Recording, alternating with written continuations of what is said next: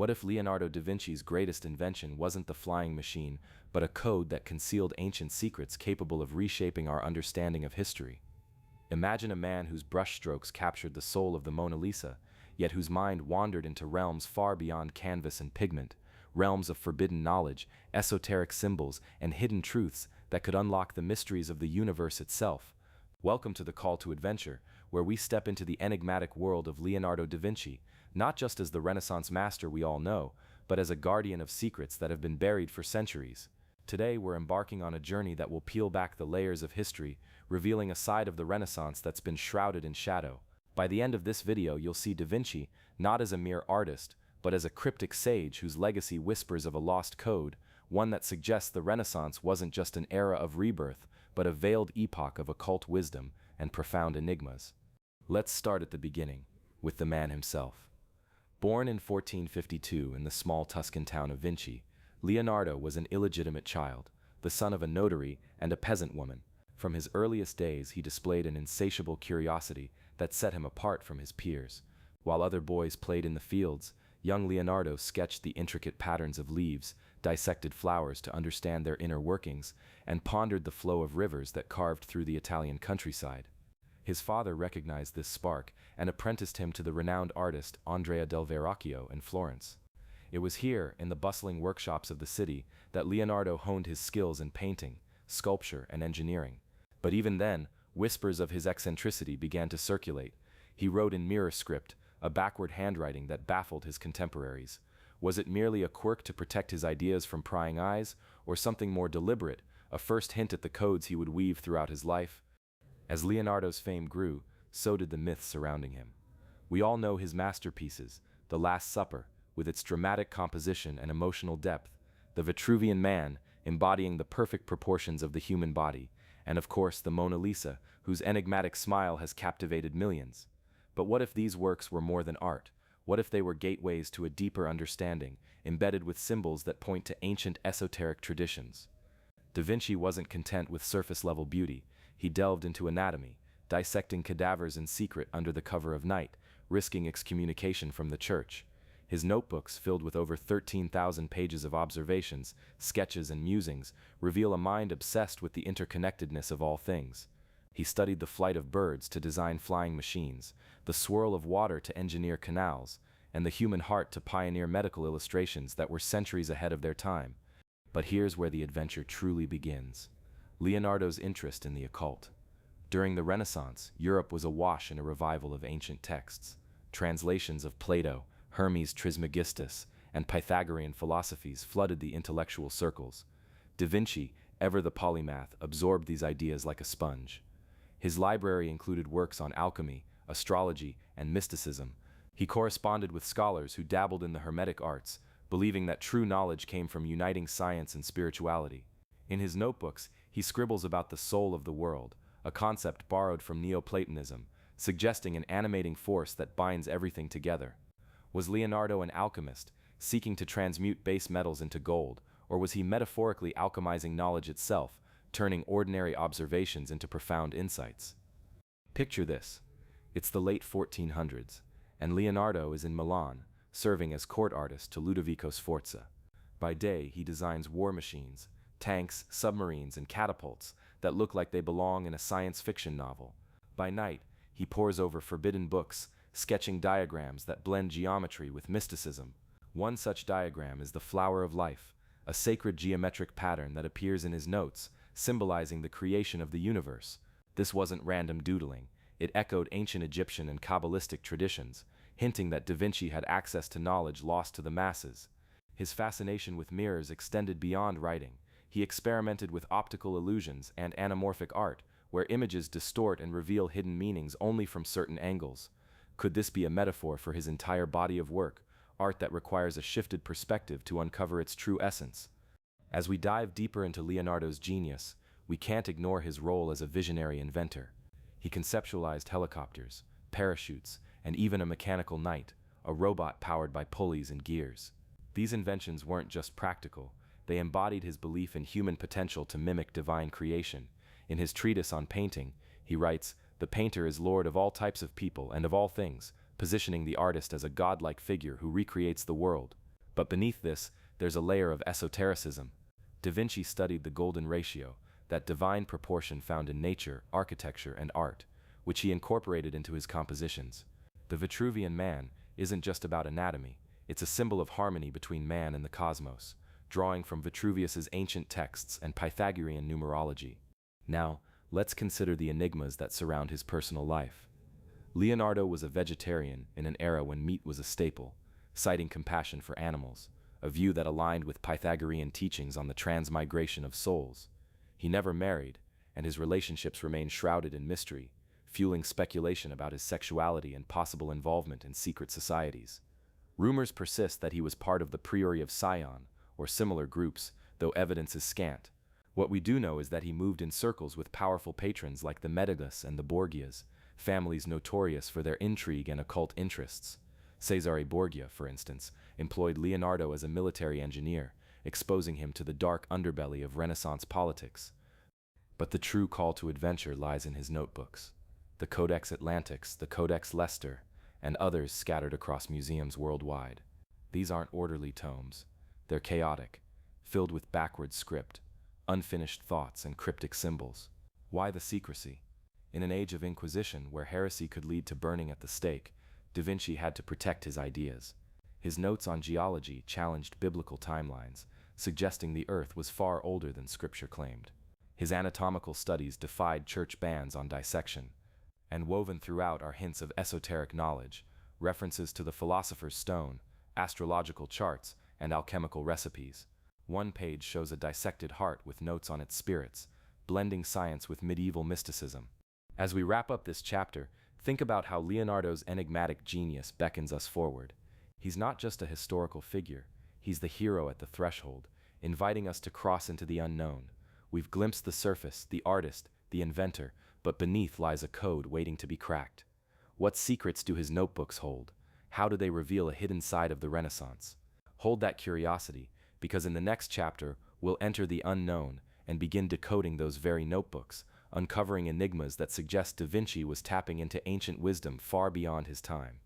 To truly appreciate Leonardo's call to adventure, we must explore the cultural backdrop of the Renaissance. This was a time of tremendous upheaval. The fall of Constantinople in 1453 brought a flood of Greek scholars to Italy, carrying with them lost manuscripts from antiquity.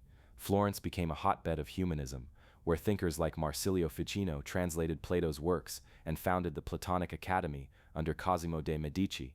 Da Vinci, though not formally educated, immersed himself in this environment. He attended lectures, debated with philosophers, and absorbed ideas that blended Christianity with pagan mysticism. Ficino's concept of natural magic, harnessing the forces of nature through sympathy and antipathy, resonates in Leonardo's studies of magnetism and optics. One fascinating anecdote comes from his early years in Verrocchio's workshop. Legend has it that Leonardo painted an angel in Verrocchio's Baptism of Christ so beautifully that the master vowed never to paint again. But look closer, the angel's gaze is otherworldly, its features androgynous, echoing Hermetic ideals of unity between male and female principles. This duality appears throughout Da Vinci's work, symbolizing balance in the universe, a core tenet of esotericism. Moving to his inventions, let's delve into the flying machine. Inspired by birds, Leonardo designed ornithopters with flapping wings. His notes describe the mechanics in detail, but also poetically. The bird is an instrument operating according to mathematical law, he wrote, linking flight to divine mathematics. This wasn't mere engineering, it was an attempt to transcend human limitations, akin to Icarus but grounded in science. Similarly, his submarine designs for Venice's defense against the Turks show a mind thinking in 3 dimensions, anticipating modern warfare. But why hide these encoded notes? Perhaps because they bordered on the heretical, challenging God's domain over the skies and seas. Leonardo's interest in anatomy was groundbreaking. He performed over 30 dissections, mapping the body with unprecedented accuracy. His drawing of the fetus in the womb, for example, shows the child curled in a position that mirrors the Vitruvian Man, suggesting cycles of life and cosmic harmony. But this work was dangerous. The Pope banned human dissection, viewing it as desecration. Da Vinci did it anyway, often at night in hospital morgues, his candlelight casting shadows that must have fueled his imagination for grotesque sketches, like those of monsters and hybrids that blend human and animal forms, echoing alchemical chimeras. His notebooks are a treasure trove of such blends. The Codex Arundel, for instance, contains studies on light and shadow, where he describes light as a spiritual force, illuminating the soul as it does the body. This ties into his painting technique of séph-motto, the soft blending of colors that creates ethereal effects, as in the Mona Lisa's smile. Is that smile a code? Some theorize it represents the enigma of existence, the veiled knowledge that Da Vinci possessed. Let's talk about his patrons. In Milan, Ludovico Sforza commissioned the Last Supper, but also tasked Leonardo with casting a massive bronze horse, a project that never materialized due to war. During this time, Da Vinci designed stage sets for court spectacles, including mechanical devices that simulated heavenly bodies, blending art with astrology. Sforza himself was interested in occult sciences, consulting astrologers for battle plans. Later in France, under King Francis I, Leonardo spent his final years. The king called him father, and legend says Da Vinci died in Francis's arms. He brought the Mona Lisa to France, where it remains. But what else did he bring? His notebooks, which he bequeathed to his pupil Francesco Melzi. Melzi preserved them, but many pages were lost or scattered, fueling theories of deliberate suppression. Da Vinci's mirror writing isn't just backward, it's a cipher that requires a mirror to read, symbolizing reflection and inversion, key themes in esotericism. Some pages have additional codes, like anagrams or symbolic drawings. For example, a sketch of a bird in flight next to a pyramid might reference Egyptian mysteries, where the pyramid symbolizes ascension. His vegetarianism, as mentioned, was rare. He wrote, "The time will come when men such as I will look upon the murder of animals as they now look upon the murder of men." This compassion aligns with Orphic and Pythagorean beliefs in metempsychosis, the transmigration of souls. Did Da Vinci believe in reincarnation? His notes on the soul's immortality suggest yes. Moreover, his studies in botany revealed patterns like the Fibonacci sequence in plant growth, which he sketched without knowing the math behind it. This sequence, related to the golden ratio, appears in his art, like the composition of the Annunciation. As an engineer, he designed bridges, canals, and cities. His ideal city plan included segregated levels for pedestrians and vehicles, anticipating urban planning by centuries. But embedded are esoteric elements, like circular designs symbolizing perfection and eternity. Leonardo's curiosity extended to music. He invented instruments like the viola organista, a keyboard with bowing mechanism. He believed music was the sister of painting, both evoking emotions through harmony. In terms of relationships, his close bonds with pupils like Salai and Melzi were intense. Salai, a mischievous boy, inspired many drawings, perhaps representing the trickster archetype in mythology. The Renaissance underground, which we'll explore later, likely influenced him. Figures like Pico della Mirandola, who synthesized Kabbalah, Christianity, and magic in his Oration on the Dignity of Man, were contemporaries. Da Vinci's library included Pico's works. To sum up this call, Leonardo's genius was a beacon, drawing us into a world where art, science, and mystery intersect. His life was a quest for knowledge, hidden in codes to protect it from the ignorant. Now, with this foundation, we're ready to step into the notebooks themselves. The Renaissance, meaning rebirth, was sparked by the rediscovery of classical antiquity. But for Da Vinci, it was more a rebirth of ancient wisdom that had been lost since the fall of Rome. He studied Archimedes for mechanics, Ptolemy for astronomy, and Euclid for geometry. His notes on perspective revolutionized art, but also symbolized deeper insight, perspective as a metaphor for seeing beyond the obvious. One enigmatic aspect is his self-portraits. The famous red chalk drawing shows an old man with flowing beard, resembling the archetypal wise sage, or Hermes Trismegistus himself. Was Da Vinci identifying with the legendary founder of Hermeticism? His geological observations, like fossil shells on mountains, led him to conclude that the Earth changes over vast times, contradicting Genesis. This proto-evolutionary thinking was dangerous. In optics, he experimented with camera obscura, a device that projects images through a pinhole, which he used for painting but also for philosophical reflection on perception and reality. His war machines, while practical, had a moral dimension. He called war bestial madness, yet designed them, perhaps as a deterrent or to explore human nature's dark side. Leonardo's dreams, recorded in notes, included flying and flooding, symbolizing aspiration and destruction, dualities and alchemy. His influence on later thinkers is immense. Freud analyzed the Mona Lisa, seeing psychological depths. Modern codebreakers study his notes for hidden messages. As we conclude this chapter, the call is clear. Da Vinci's life invites us to question, to seek the hidden. The adventure awaits in the pages of his notebooks. We've crossed the threshold, leaving behind the familiar image of Leonardo as merely a painter and inventor. Now we enter the unknown, the shadowy realm of his notebooks, where the true code begins to unfold. Imagine holding in your hands a bundle of yellowed pages, scribbled in backward script, filled with sketches that leap from anatomy to astronomy, from war machines to whispers of the divine. These aren't just notes, they're portals to a mind that saw the world as a vast, interconnected puzzle. What if decoding them reveals not just scientific insights, but a hidden esoteric wisdom that Da Vinci guarded like a secret flame during the Renaissance? Buckle up, because as we decipher these codices, we'll uncover layers of meaning in his masterpieces that suggest he was embedding ancient mysteries right under the church's nose. Let's start with the notebooks themselves. Leonardo left behind over 7,000 pages, scattered across museums in Paris, London, Madrid, and beyond. They're not organized tomes like you'd expect from a scholar. They're chaotic, almost alive, with ideas spilling across the margins. He wrote in mirror script, his left hand flowing from right to left, a technique that baffled his contemporaries and still intrigues us today. Why? Some say it was to hide his thoughts from prying eyes in an era when the Inquisition burned heretics for lesser offenses. Others think it was simply natural for a left-handed genius who taught himself everything. But dive deeper, and it feels like a deliberate code, a reflection of his belief in duality, where the visible world mirrors an invisible one. Take the Codex Atlanticus, the largest collection, housed in Milan's Ambrosiana library. Compiled after his death, it spans 12 volumes and over 1,000 pages. Here Leonardo sketches flying machines inspired by bird wings, but interspersed are geometric patterns, like the flower of life, a sacred symbol from ancient Egypt and Kabbalah, representing the interconnectedness of all creation. He didn't just draw it, he explored its proportions, linking it to the golden ratio, that divine spiral found in seashells, galaxies, and human anatomy. Was this mere math, or was Da Vinci tapping into Hermetic traditions revived during the Renaissance?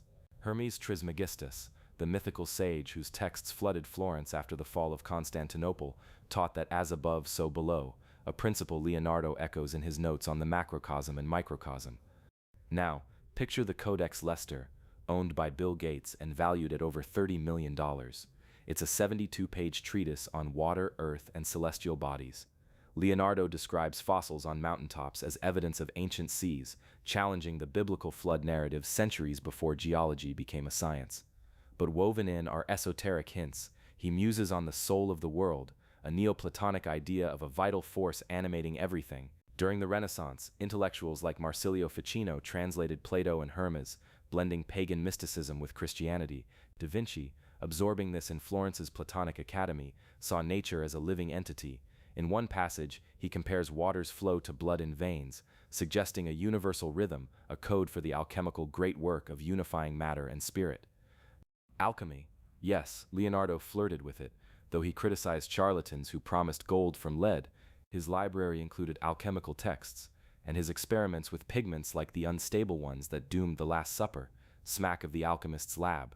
In the notebooks, he sketches distillation apparatus and notes on transmutation, but metaphorically, turning observation into knowledge, ignorance into enlightenment. This wasn't fringe. The Renaissance underground buzzed with such ideas. Patrons like the Medicus collected occult manuscripts, and scholars like Pico della Mirandola synthesized Kabbalah with Christian theology. Da Vinci's mirror writing might have been a nod to Hebrew, read right to left, or a way to encode forbidden knowledge. But the real thrill comes when we apply this decoding to his masterpieces. Let's zoom in on the Vitruvian Man, that iconic drawing of a nude figure in a circle and square. On the surface, it's about human proportions, inspired by ancient architect Vitruvius. But crack the code. The square represents the material world, the circle the spiritual. Leonardo positions the man as a bridge between them, his navel at the center echoing Pythagorean numerology and the golden ratio. This isn't just anatomy, it's a manifesto of Renaissance humanism, where man is the measure of all things, but with a hidden layer. The figure forms a pentagram, symbol of the divine feminine in Venus's orbit, suppressed by the church. Shift to the Mona Lisa, her smile haunting the Louvre.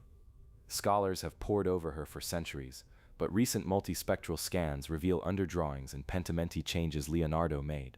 Her landscape background? It's no generic vista. Aerial perspectives match specific Italian locales, like the Arno River Valley, but distorted as if viewed from above. hinting at his cartographic experiments. And that smile? Some theorize it's an anamorphic illusion, shifting with angle, symbolizing the enigma of existence. Esoteric interpreters see her as the sacred feminine, Isis or Mary Magdalene, veiled in a painting commissioned by a merchant but never delivered. Da Vinci kept her till death, perhaps because she encoded deeper truths. Don't stop there. The Last Supper, frescoed in Milan's Santa Maria delle Grazie, is a masterclass in hidden meanings. The composition uses the golden ratio to guide the eye, but look closer. The apostles' gestures form astrological signs, and Judas clutches a bag of silver while spilling salt, alchemical symbols of betrayal and purification. Theories abound that John, to Jesus' right, is actually Mary Magdalene. Her feminine features a code for the divine union suppressed by the Church. Dan Brown's Da Vinci Code popularized this, but roots trace to Renaissance whispers of the Priory of Sion, alleged secret society guarding such knowledge. While fictional, it draws from real esoteric currents Da Vinci swam in. Then there's the Virgin of the Rocks, two versions existing, one in the Louvre, one in London's National Gallery. Why two? Contract disputes, but the differences scream code. The Louvre version has ethereal light and symbolic plants, palm for victory, iris for the Virgin, but the London one adds halos and a cross, perhaps to appease the Church. Underground, the cave setting evokes Plato's allegory, shadows versus reality, and Hermetic initiation rites. Leonardo's notebooks reference grottos as wombs of the earth, birthing minerals and alchemical processes. As we decode further, patterns emerge. In Salvator Mundi, the recently auctioned Christ holding a crystal orb, X-rays show pentimenti in the hand, perhaps encoding optical experiments. Leonardo studied refraction, noting how light bends, mirroring his view of perception as deceptive. Esoterically, the orb is the philosopher's stone, crystallizing wisdom. But why hide these? The Renaissance was a double-edged sword, rebirth of ancient knowledge but under church scrutiny. Galileo would later face the Inquisition. Da Vinci, wiser, veiled his insights.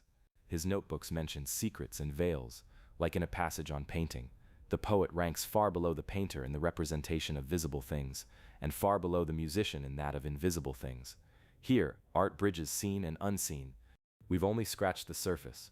13 codices, countless sketches. The Codex Arundel explores light as a spiritual force, tying to his Sfumato technique, blurring edges like life's mysteries. The Madrid codices detail mechanics, but with philosophical asides on harmony. Hold on to that sense of revelation, because as these codes unfold, they pull us deeper into the abyss, where esoteric knowledge meets forbidden sciences, and the Renaissance underground comes alive with secret allies. What dark arts did Da Vinci truly explore, and who shared his shadows? The journey intensifies next.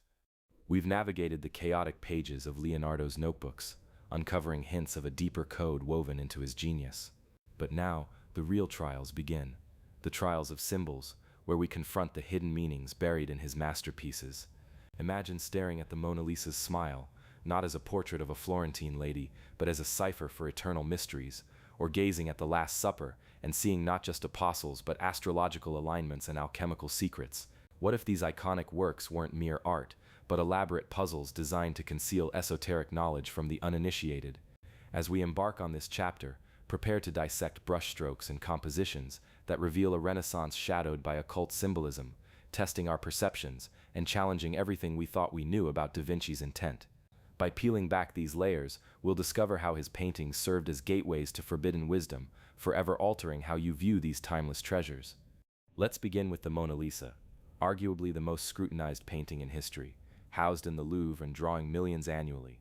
Painted between 1503 and 1519, it's officially a portrait of Lisa Gherardini, wife of silk merchant Francesco del Giocondo, hence La Gioconda.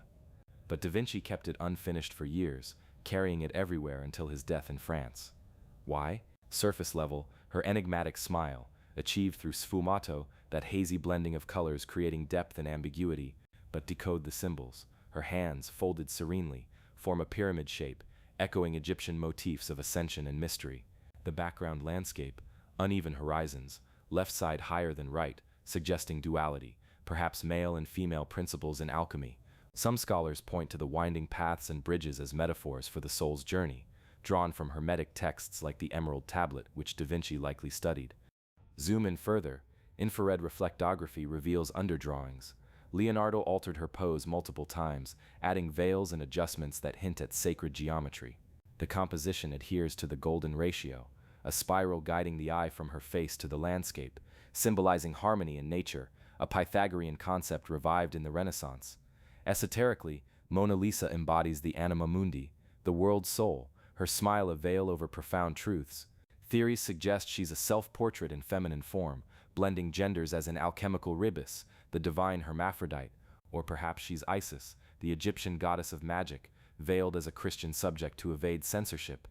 Dan Brown's novel popularized the idea, but roots trace to 19th century occultists like Eliphas Levi, who saw Da Vinci as an initiate.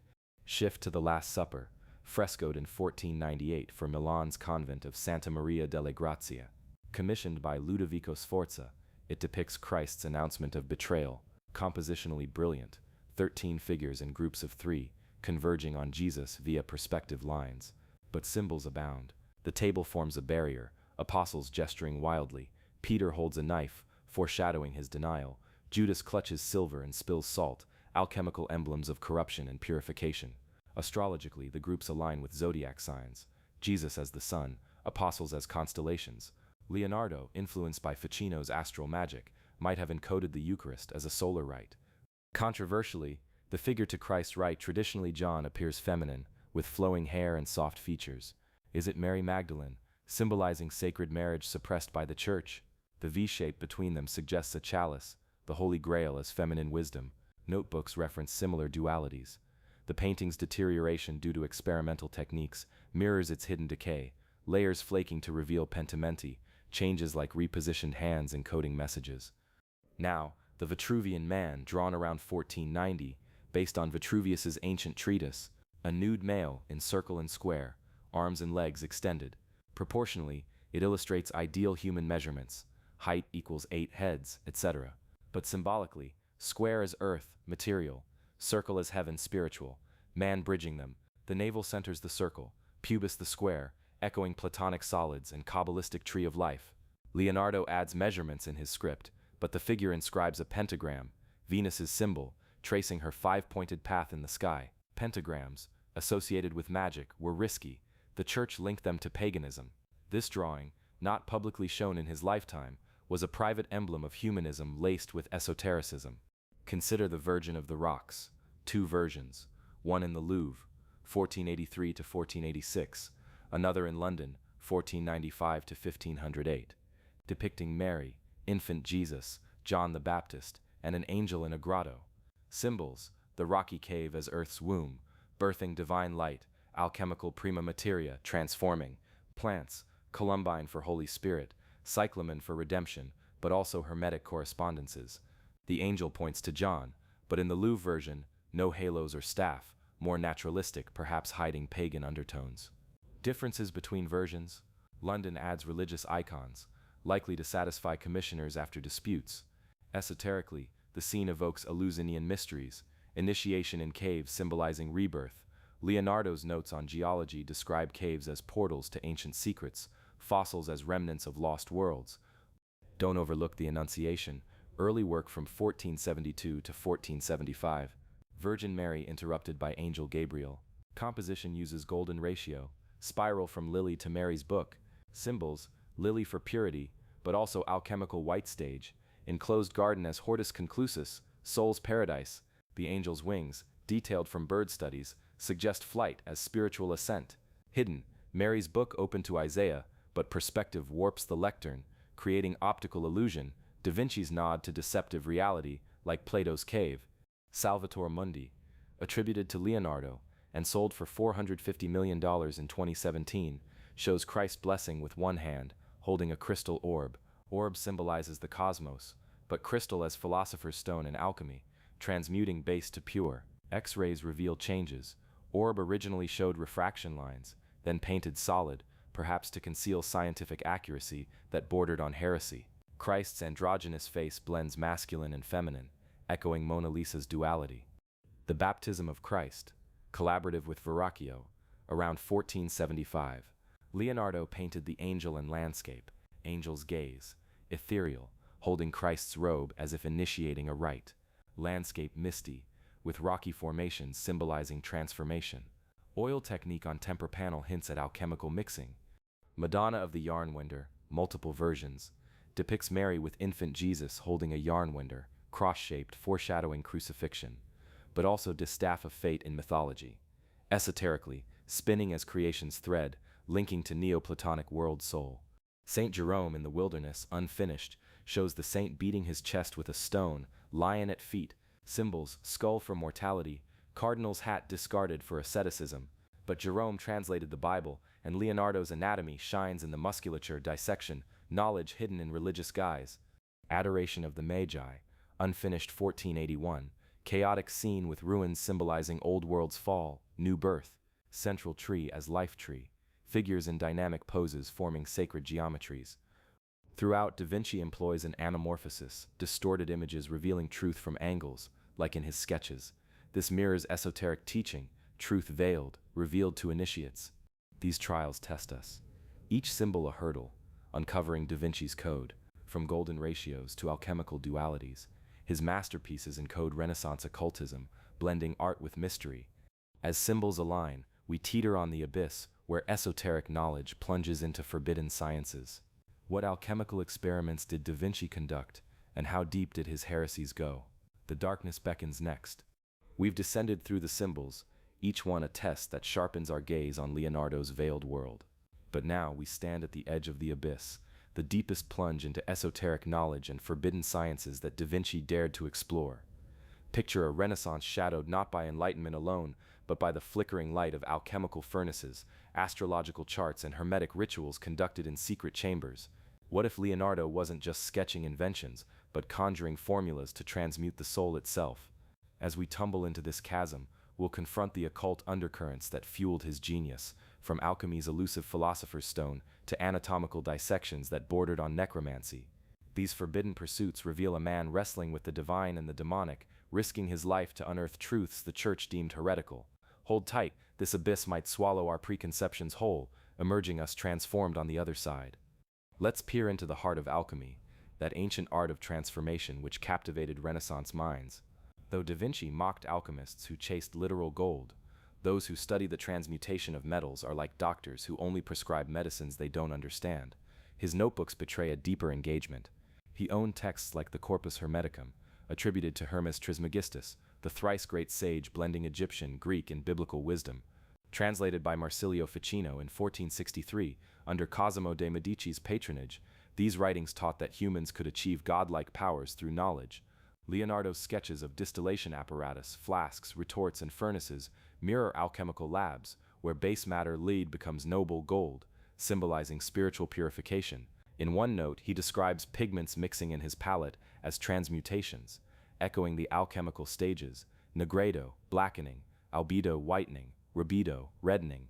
Was the Mona Lisa's sfumato an alchemical veil, blending colors to represent the great work's dissolution and coagulation? But alchemy for Da Vinci was metaphorical, a science of the soul. He wrote of the spiritus mundi, the world spirit infusing all things, a concept from Hermeticism where microcosm human mirrors macrocosm universe. His Vitruvian Man embodies this. Man as alchemical vessel, proportions aligning with cosmic harmony. Forbidden? Absolutely. The church viewed alchemy as sorcery, linked to pacts with demons. Yet Leonardo experimented. His notes on verdigris, copper acetate, for paints involve chemical reactions akin to alchemical recipes. In Milan, under Ludovico Sforza, a patron fond of occult advisors, Da Vinci designed bronze casting methods for the Sforza horse monument, using lost wax techniques that parallel alchemical melting and reforming. Failure due to war bronze shortages might symbolize the elusive philosopher's stone, ever out of reach.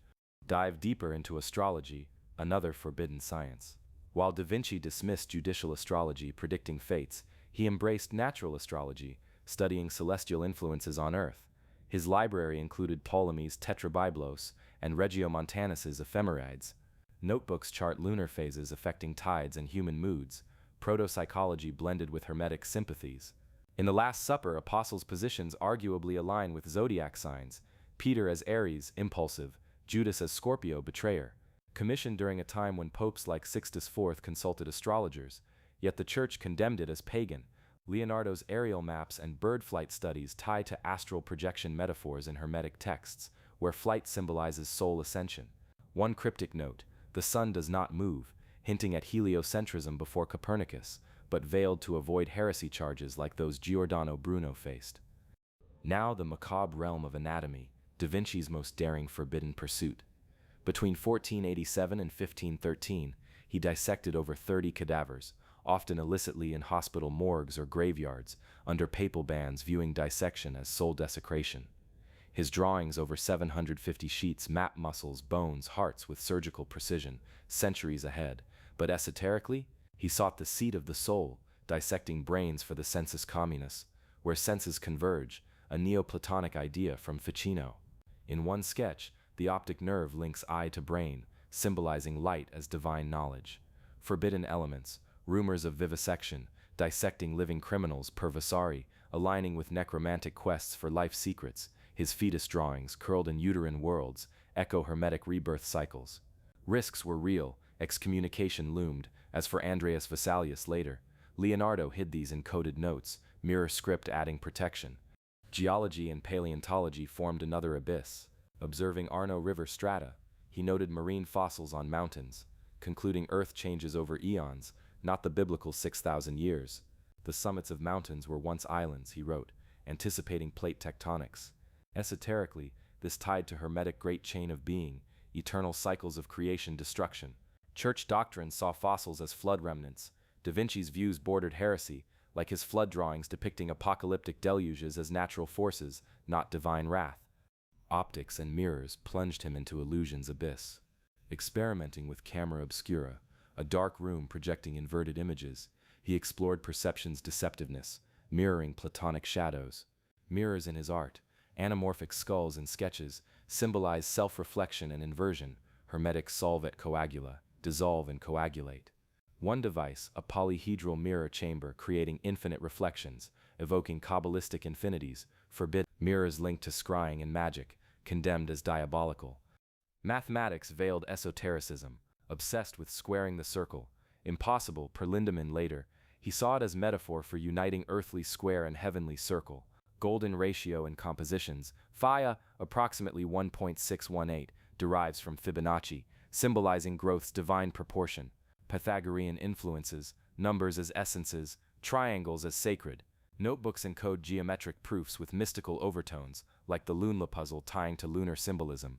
Botany and biology harbored secrets. Dissecting plants, he noted helical patterns, linking to universal spirals. Vegetarianism stemmed from soul transmigration. Pythagorean metempsychosis, viewing animals as kin. Forbidden texts like Lucretius's atomism influenced his matter theories, clashing with creationism.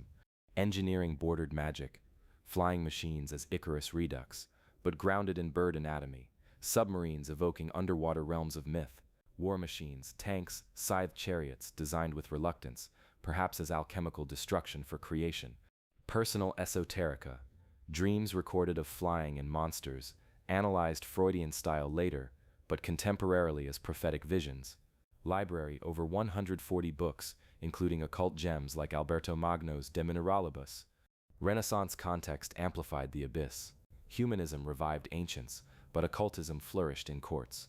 Borgias poisoned with alchemical toxins. Medicis sponsored Ficino's academy. Da Vinci moved in these circles, absorbing without joining sects like Rosicrucians, later myths. The abyss is nadir. Rumors of black magic. Vasari claims Leonardo bought caged birds to free them. Compassionate act or ritual. Mirror writing as cipher, perhaps hiding invocations. Emerging, we grasp Da Vinci's balance, science and spirit intertwined, forbidden pursuits fueling innovation. Yet shadows linger. Who were his allies in this darkness? As the abyss recedes, allies emerge from shadows, the Renaissance underground of secret societies and collaborators, who whispered Hermetic secrets to Leonardo, and what networks shielded his codes. The light beckons next. We've clawed our way out of the abyss, armed with revelations of Leonardo's forbidden dives into alchemy, anatomy, and the stars. But no hero journeys alone.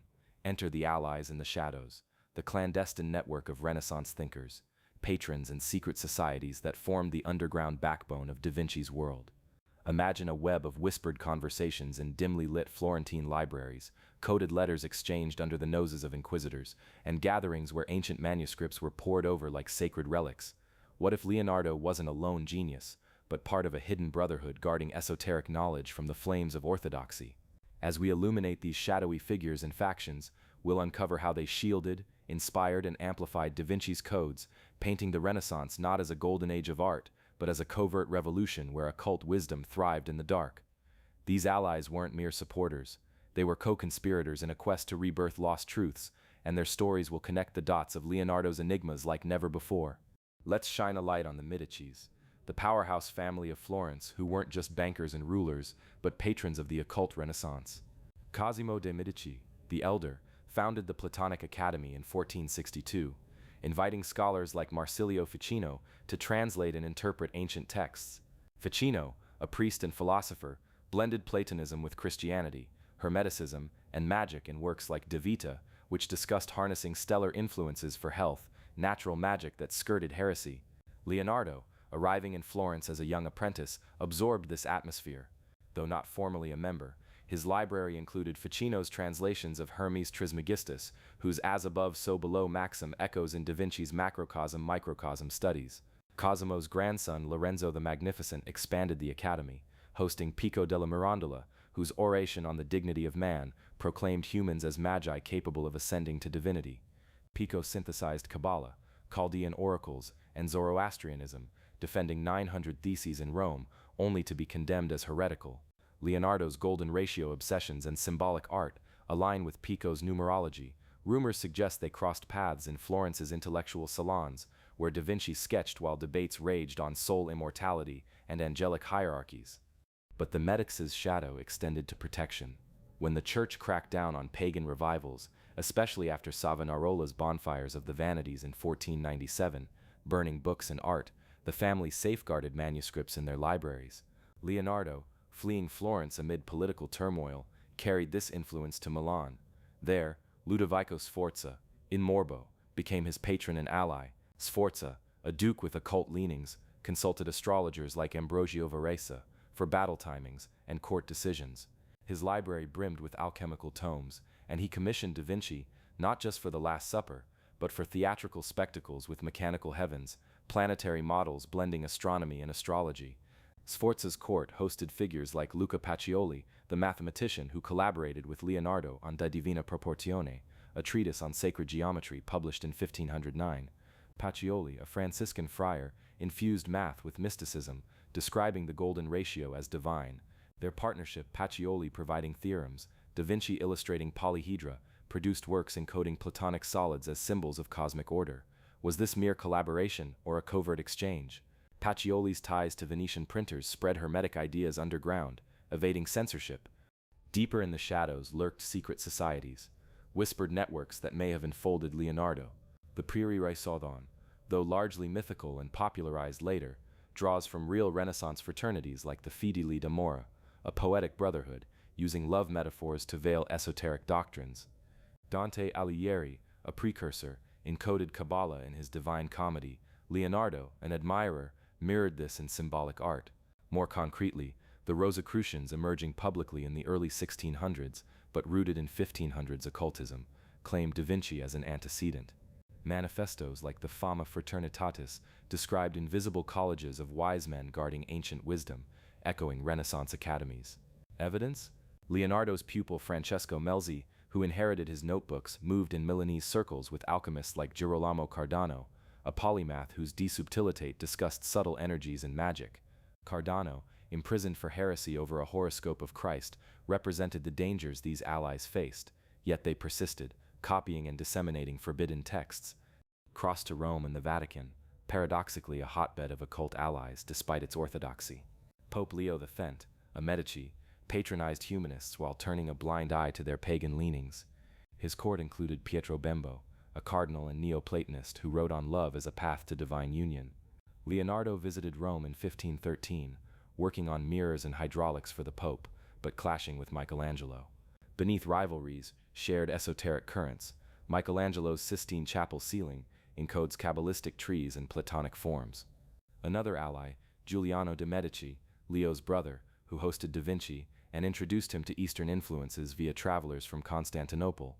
The fall of Byzantium in 1453 flooded Italy with Greek scholars like Gemistos Platon, who revived Pythagoreanism and Zoroastrianism. Platon's Chaldean oracles influenced Ficino, looping back to Leonardo's geometric mysticism. In France, King Francis I became Leonardo's final patron and ally. Inviting him to Amboise in 1516, Francis provided a chateau and freedom to ponder. Described as treating Da Vinci like a father, the king himself a humanist educated in occult-tinged classics, discussed philosophy late into nights. Francis's court buzzed with alchemists like Denis Zachaire, and the king's sister Marguerite de Navarre wrote Hermetic poetry. Leonardo's death in 1519, allegedly in Francis's arms, sealed their bond. The king acquired the Mona Lisa and notebooks, preserving them from destruction. But shadows here too. French occult underground, including Nostradamus later, drew from Italian imports. Women in the shadows, often overlooked, but vital. Isabel d'Este, Marchesa of Mantua, corresponded with Leonardo, commissioning portraits and sharing intellectual pursuits. A collector of antiquities, she hosted alchemists and astrologers. Caterina Sforza, Ludovico's niece, experimented with poisons and cosmetics in her Experimenti, an alchemical recipe book echoing Da Vinci's pigment trials. These women formed a subtle network, exchanging knowledge via letters coded in courtly language. Broader underground, book smugglers and printers like Aldus Manutius in Venice, who published Hermetic texts in portable editions, spreading ideas covertly. Leonardo's travels, Florence to Milan, Rome to France, tapped this web, acquiring books on Arabic alchemy via translations from Toledo and Chinese inventions. Silk Road whispers. Risks bound these allies. Inquisition tribunals, like the one Pico faced, or executions like Bruno's in 1600. They used ciphers, Leonardo's mirror script perhaps inspired by Trithemius's steganography, a cryptography manual circulating underground. This network amplified Da Vinci's code. Patrons funded, scholars inspired, societies protected. Without them, his notebooks might have burned. As shadows lift, we claim the ultimate boon, unsolved enigmas and lost codes that tantalize still. What final mysteries did these allies guard, and how do they echo today? The treasure awaits next. We've allied with the shadows, unveiling the network that nurtured Leonardo's secrets across Renaissance Europe. Now at last, we claim the ultimate boon, the crown jewel of our journey, the unsolved enigmas and lost codes that continue to baffle scholars, cryptographers, and dreamers alike. Imagine holding a fragment of Da Vinci's mind, a puzzle piece that promises to unlock the universe's deepest mysteries, yet slips through your fingers like smoke. What if the greatest treasures Leonardo left weren't his paintings or inventions, but these tantalizing riddles, codes embedded in his works, vanishing manuscripts and prophecies that echo into our modern world? As we grasp this boon, we'll sift through the most mind-bending unsolved enigmas, from hidden messages in the Mona Lisa to lost codices rumored to hold the key to immortality. These aren't mere historical footnotes. They're living challenges that invite you to become the next codebreaker, proving the Renaissance's hidden side endures, whispering secrets that could rewrite history if only we could decipher them all. Let's seize the first enigma, the Shroud of Turin, that controversial relic bearing the faint image of a crucified man, long debated as Christ's burial cloth. While not directly painted by Da Vinci, connections swirl like his sketched vortices. In 1502, Leonardo was in Turin, and theories bolstered by books like The Second Messiah suggest he forged it using camera obscura projection and chemical treatments, creating a photographic negative centuries before photography. His notebooks detail light-sensitive substances, like silver salts akin to early photo processes. The shroud's proportions match the Vitruvian man's ideal body, and pollen traces linked to Jerusalem flora Da Vinci might have studied via Medici imports. Unsolved carbon dating places it medieval, but contamination theories persist. Esoterically, it's an alchemical fixed image, symbolizing resurrection, the philosopher's stone manifesting eternal life. Code hunters scan for micro-inscriptions, one claim, faint Hebrew letters spelling the Lamb, echoing Kabbalistic codes. Leonardo's involvement, a lost boon, as no direct note exists, but his optical experiments scream possibility. Shift to the Voynich manuscript, that impenetrable book of herbal drawings, astronomical charts, and unknown script, carbon dated to the early 1500s, Da Vinci's era, owned later by Emperor Rudolph II, who collected occult tomes but origins traced to Italian circles. Leonardo's hand, His botanical sketches mirror the manuscript's plants, fantastical hybrids, blending real and imagined, like his chimeric drawings. The script resembles his mirror writing, but ciphered further, perhaps a synthetic language encoding alchemical recipes or hermetic wisdom. Unsolved attempts. AI analyses suggest it's not gibberish, with patterns akin to natural languages, yet no decryption sticks. Esoteric angle. Pages depict nude women in baths, evoking Renaissance spa rituals or Eleusinian mysteries. If Da Vinci contributed, as speculated by Wilfred Voynich himself, the boon is a lost code for universal knowledge, his encyclopedia of the unknown scattered post-death. Now, the Mona Lisa's hidden codes, a boon that keeps giving. Beyond her smile, laser scans reveal overlaid images, a lion, ape, and buffalo beneath the surface, per French engineer Pascal Cotte's multispectral imaging. These animals symbolize strength, mimicry, and earth. Alchemical elements? The background's rivers form a Chinese character for heart, hinting at Eastern influences via Marco Polo's texts in Da Vinci's library. Another enigma, her identity, Lisa Gherardini, or Isabella d'Aragona, or a self-portrait. DNA tests on bones thought hers were inconclusive. Esoterically, anagram her name, Amon Lisa, Amon Egyptian god, and Isis goddess, veiling pagan divinity. Lost code, the painting's theft in 1911 exposed underlayers, but wartime evacuations hid more. Modern boon, QR-like patterns in her eyes, claim to hold numbers and letters, LV for Leonardo Vinci. The Last Supper harbors boons of betrayal and prophecy. Infrared reveals a hidden knife in Peter's hand, aimed ambiguously, and a spilled salt cellar as alchemical omen. Unsolved. The music code. Align apostles' hands and bread with musical staff notes form a hymn, per Italian musician Giovanni Maria Palla, Gregorian chant, or Hermetic incantation. Another, the eclipse in the window, tying to 1490's astronomical events Da Vinci charted. Esoteric boon. Templar theories link it to Grail legends, with Magdalene as central figure. Lost pages from notebooks describe a secret supper, perhaps a coded ritual. Vitruvian man's enigma. Why two versions? One in Venice, but sketches suggest a female counterpart, symbolizing androgyne unity suppressed for heresy. Proportions encode phi, but overlaid on Florence's map, limbs point to ley lines, ancient energy paths. Unsolved, a faint grid beneath, perhaps a cipher wheel for encrypting messages, akin to Alberti's disk Da Vinci improved. Lost codex form the ultimate lost boon. Of 13,000 pages, thousands vanished, sold, stolen, or destroyed. The Codex Huygens, attributed to a pupil, copies Leonardo's but adds occult diagrams. Rumors, a Codex Esotericus, hidden by Melzi, containing immortality formulas from alchemical elixirs. In 1967, two Madrid codices surfaced, detailing mechanics but with mystical asides. Unsolved. Where's the full anatomy treatise? Fragments show soul maps, but the boon, complete human blueprint, eludes. Prophetic enigmas. Da Vinci's prophecies, riddles in notebooks like men will walk without moving, cars, speak to men who hear not, phones. Esoteric, apocalyptic visions of floods and wars, echoing hermetic end times.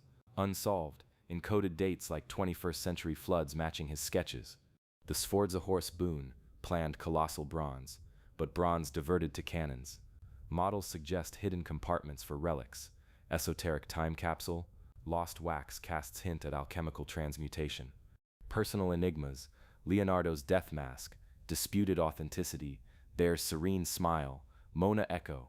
Fingerprints on paintings match notebook smudges, but one anomaly. A print on lady with an ermine suggests collaborator or forgery.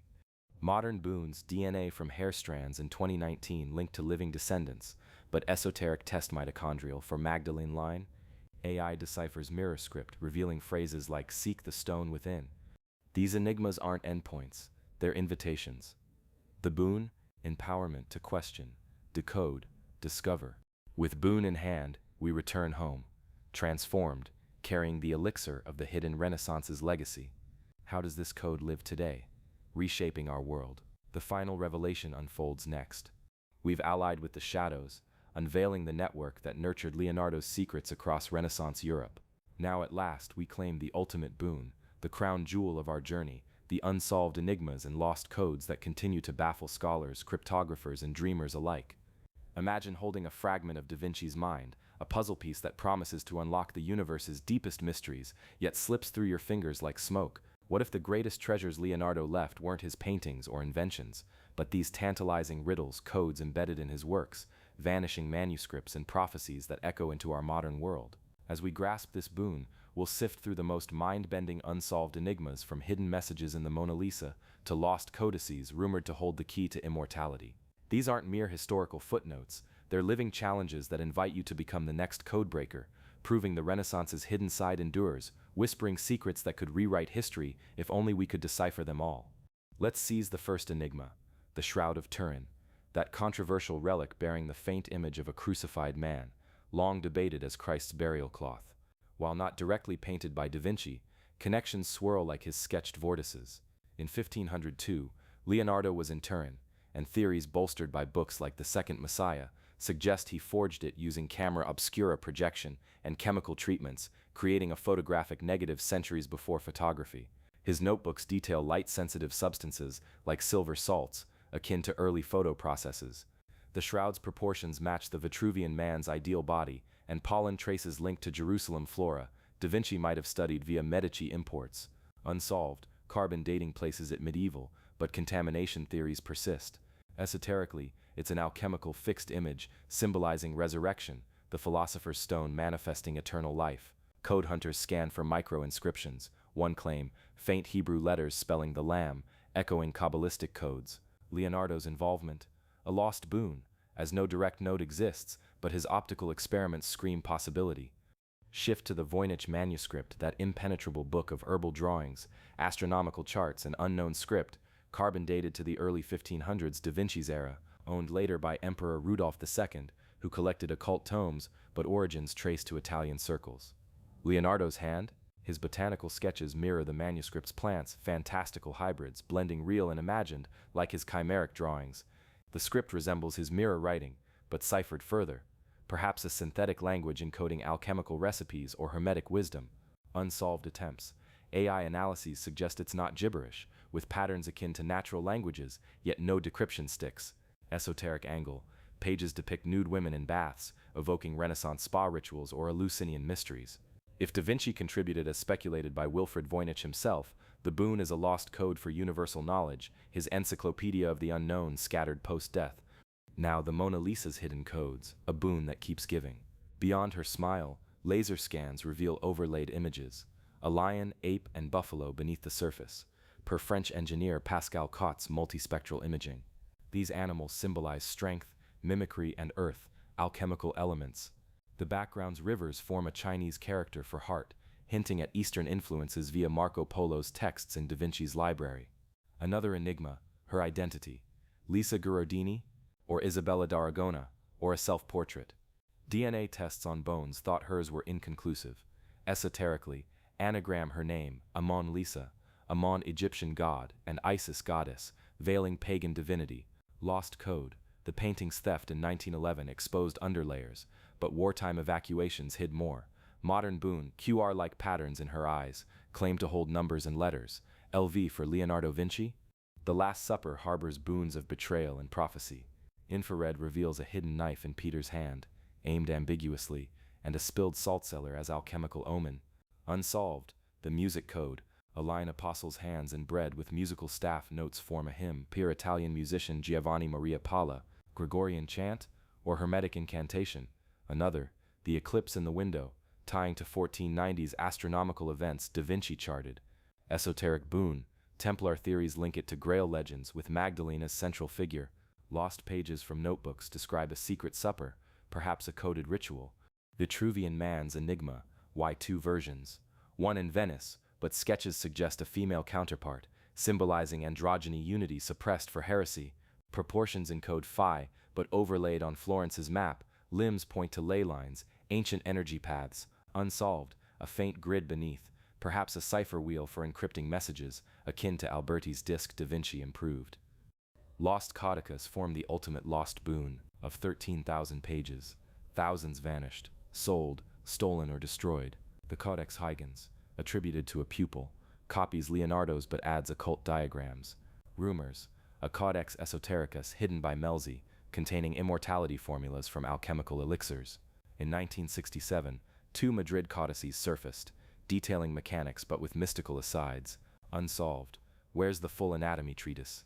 Fragments show soul maps, but the boon complete human blueprint eludes. Prophetic enigmas. Da Vinci's prophecies, riddles in notebooks like men will walk without moving. Cars speak to men who hear not. Phones, esoteric, apocalyptic visions of floods and wars, echoing hermetic end times. Unsolved. Encoded dates, like 21st century floods matching his sketches. The Sforza horse boon, planned colossal bronze, but bronze diverted to cannons. Models suggest hidden compartments for relics. Esoteric time capsule. Lost wax casts hint at alchemical transmutation. Personal enigmas. Leonardo's death mask, disputed authenticity, bears serene smile. Mona Echo. Fingerprints on paintings match notebook smudges, but one anomaly, a print on lady with an ermine, suggests collaborator or forgery. Modern boons DNA from hair strands in 2019 linked to living descendants, but esoteric test mitochondrial for Magdalene line. AI deciphers mirror script revealing phrases like seek the stone within. These enigmas aren't endpoints, they're invitations. The boon? Empowerment to question, decode, discover. With boon in hand, we return home, transformed, carrying the elixir of the hidden Renaissance's legacy. How does this code live today, reshaping our world? The final revelation unfolds next. We've claimed the ultimate boon, those elusive enigmas that keep Leonardo's code alive and pulsing through the ages. But every hero's journey culminates in the return, the moment we bring the elixir back to the ordinary world, forever changed and ready to share the transformative wisdom. Welcome to the legacy of the hidden Renaissance, where Da Vinci's secrets don't gather dust in museums, but ripple into our modern era, influencing science, art, mysticism, and even pop culture. Imagine a world where the Renaissance wasn't just a historical blip of beauty and invention, but a covert blueprint for questioning reality, seeking hidden truths, and bridging the seen with the unseen. As we conclude this adventure, we'll trace how Leonardo's esoteric legacy has shaped thinkers from Freud to futurists, sparked global mysteries like the Da Vinci Code phenomenon, and empowered us to decode our own lives. This elixir isn't a potion in a vial, it's a mindset of wonder, a call to uncover the codes in everything around us, proving that the hidden face of the Renaissance still whispers to those who listen. Let's begin by distilling the elixir itself. Leonardo's profound integration of art, science, and esotericism, veiled in codes to survive censorship, yet potent enough to inspire centuries later. In the immediate aftermath of his death in 1519, pupil Francesco Melzi safeguarded the notebooks, compiling them into codices that scattered across Europe. Some landed in the Vatican, others in royal collections, but many pages vanished, fueling legends of suppressed knowledge. By the 1600s, as the scientific revolution dawned, figures like Galileo and Newton drew from Da Vinci's legacy. Newton, an alchemist himself, owned hermetic texts echoing Leonardo's. His gravity laws mirror the interconnectedness Da Vinci sketched in water vortices and cosmic analogies. The elixir flowed. Enlightenment thinkers like Voltaire praised Da Vinci as a universal man, but underground, occultists like the Rosicrucians claimed him as a spiritual ancestor, their manifestos blending science with mysticism in his image. Fast forward to the 19th century, where the Romantic era romanticized the Renaissance's shadows. Scholars like Walter Pater, in his The Renaissance Essays, portrayed Leonardo as an enigmatic dreamer, his Mona Lisa embodying the animalism of Greece, the lust of Rome, the mysticism of the Middle Ages. This era saw the first serious decodings. Art historians analyzed the golden ratio in his works, linking it to Pythagorean secrets revived by Ficino. Esoteric societies boomed. The Theosophical Society, founded by Helena Blavatsky in 1875, wove Da Vinci into narratives of ancient wisdom keepers, his Vitruvian Man as a symbol of ascended humanity. Freud, in his 1910 Leonardo da Vinci and a Memory of His Childhood, psychoanalyzed the master, interpreting vulture dreams as repressed sexuality tied to Egyptian goddess Mut, blending psychology with hermetic symbolism. The elixir transformed. Da Vinci became a psychological archetype, his codes unlocking the subconscious. The 20th century amplified this legacy amid wars and technological leaps. Surrealists like Salvador Dalí revered Leonardo as a precursor, his anamorphic sketches inspiring dreamscapes that blurred reality. Esoteric veils turned artistic. In science, anatomists hailed his dissections. NASA engineers studied his flying machines for aerodynamics, but the hidden side exploded with Erich von Däniken's Chariots of the Gods in 1968. Speculating ancient aliens influenced Renaissance geniuses like Da Vinci, whose whose inventions seemed otherworldly, more grounded. Codebreakers during World War II, like Alan Turing, echoed Leonardo's ciphers in Enigma machines, mirror writing as proto-encryption. Occult revival in the 60s and 70s saw books like Manly P. Hall's The Secret Teachings of All Ages positioning Da Vinci as a hermetic initiate, his notebooks as modern grimoires. Meanwhile, feminist scholars reinterpreted the Mona Lisa as the suppressed divine feminine, aligning with Magdalene theories from Renaissance underground whispers. Enter the 21st century, where the elixir goes viral. Dan Brown's The Da Vinci Code, in 2003, sold over 80 million copies, thrusting Leonardo's enigmas into mainstream thrillers. Symbology in The Last Supper, Priory of Sion myths, debunked but inspired by real secret societies, and the golden ratio as plot devices. This sparked a tourism boom. Louvre lines for Mona Lisa selfies, Milan tours decoding The Last Supper's secrets, but deeper impact. It ignited public fascination with esotericism, boosting sales of hermetic texts and online forums dissecting Da Vinci codes. Hollywood adaptations amplified it, with Tom Hanks unraveling puzzles that mirrored Leonardo's optical illusions. Critically, it democratized the hidden Renaissance. Anyone with a smartphone could scan paintings for hidden layers via apps, turning passive viewers into active decoders. In technology, the legacy endures as an elixir for innovation. Steve Jobs, calling Da Vinci his hero, designed Apple products with Renaissance harmony, clean lines evoking the Vitruvian man's proportions, intuitive interfaces like Suffumado's subtle blends. AI pioneers draw from Leonardo's interconnected thinking. Neural networks mimic his anatomical brain maps, while machine learning algorithms decode patterns in data akin to his symbolic art. Biotech firms reference his dissections for CRISPR gene editing, viewing the body as a code to rewrite. Even space exploration. Elon Musk's Starship designs nod to Da Vinci's ornithopters, blending engineering with visionary esotericism, humanity as cosmic bridges. Artistically, contemporary creators sip the elixir. Marina Abramovich's performances echo Leonardo's anatomical explorations, body as canvas for soul mysteries. Digital artists use fractal software to generate golden spirals, reviving sacred geometry in NFTs that encode personal enigmas. Museums like the Louvre employ AR apps overlaying Da Vinci's underdrawings, revealing esoteric layers to visitors, transforming static art into interactive boons. Mystically, New Age movements distill the elixir purest. Eckhart Tolle and Deepak Chopra cite Da Vinci's soul of the world in mindfulness teachings, blending Neoplatonism with quantum physics. Conspiracy circles, QAnon to ancient astronaut theorists twist his codes into narratives of hidden elites guarding Renaissance secrets, though often straying from historical truth. Yet positively, it fosters truth-seeking. Online communities like Reddit's r/Da Vinci Code analyze notebooks with AI, uncovering new anagrams or geometric alignments. Environmentally, Leonardo's legacy warns and inspires. His geological notes on Earth's antiquity prefigure climate science. Modern ecologists invoke his vegetarian compassion and nature studies to advocate sustainability, seeing the planet as an interconnected organism, per hermetic, as above so below. Personally, the elixir empowers transformation. Self-help gurus encourage Da Vinci thinking, journaling in mirror script for creativity, dissecting problems like cadavers for insights. Educational programs teach kids STEM through his inventions, laced with esoteric wonder to spark curiosity. Challenges remain. Forgeries flood markets, like dubious lost sketches. Ethical debates rage over AI-generated Da Vinci art, questioning the soul in creation. Yet this mirrors Renaissance tensions, innovation versus orthodoxy. Ultimately, the hidden Renaissance's legacy is this: a perpetual call to adventure. Leonardo's code isn't lost. It's embedded in our DNA, urging us to question veils, seek connections, and create with divine curiosity. You've journeyed through his enigmas. Now carry the elixir forward. What codes will you crack next? The Renaissance whispers. The adventure never ends. Thank you for joining this discovery. Subscribe for more hidden histories, and remember, in every masterpiece, a mystery awaits.